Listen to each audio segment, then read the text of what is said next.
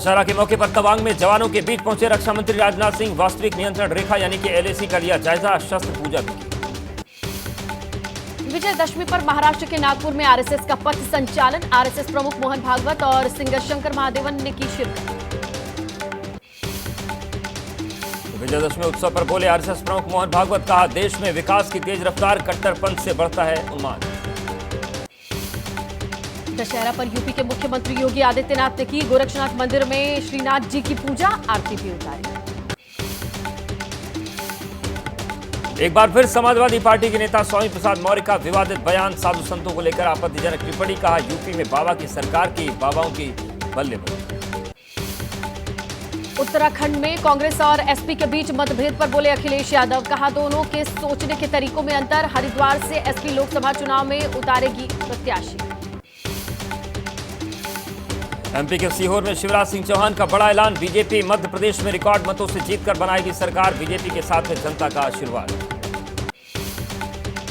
MP के मंदसौर के Malhargarh seat पर कांग्रेस प्रत्याशी का विरोध। परशुराम सिसोदिया को टिकट मिलने पर श्यामलाल जोगचंद के समर्थक नाराज हुए, कांग्रेस से फैसला बदलने की मांग।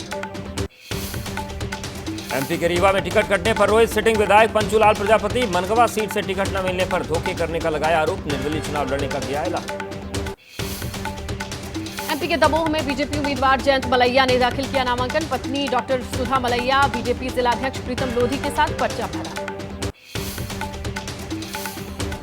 मध्य प्रदेश चुनाव के लिए बीजेपी ने फाइनल किए 228 उम्मीदवारों के नाम, अभी भी 2 नामों पर मंथन जारी। विदिशा और गुना के प्रत्याशियों पर बीजेपी का मंथन। जयपुर में कांग्रेस नेता सुरेश मिश्रा बीजेपी में हुए शामिल। सर्व ब्राह्मण समाज के अध्यक्ष हैं सुरेश मिश्रा। पूर्व प्रशासनिक अधिकारी अंतर सिंह नेहरा भी बीजेपी में शामिल।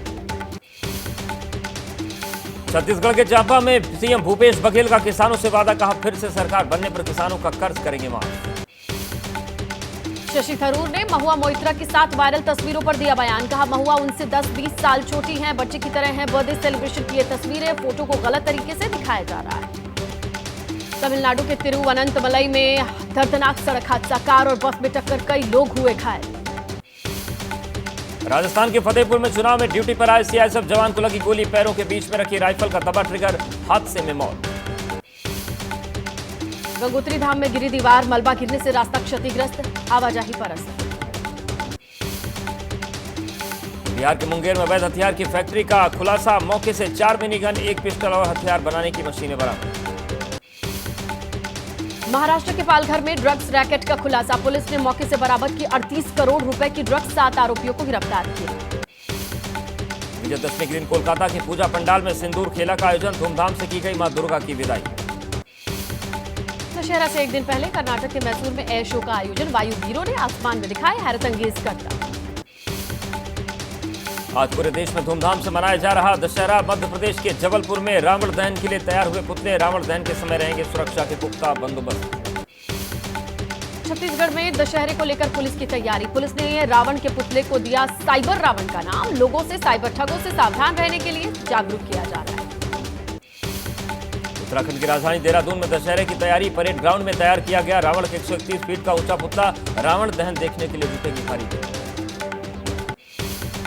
महाराष्ट्र के नागपुर में दशमी के दिन रावण दहन के कार्यक्रम का आयोजन, रावण दहन के लिए तैयार किया गया 50 फीट का रावण।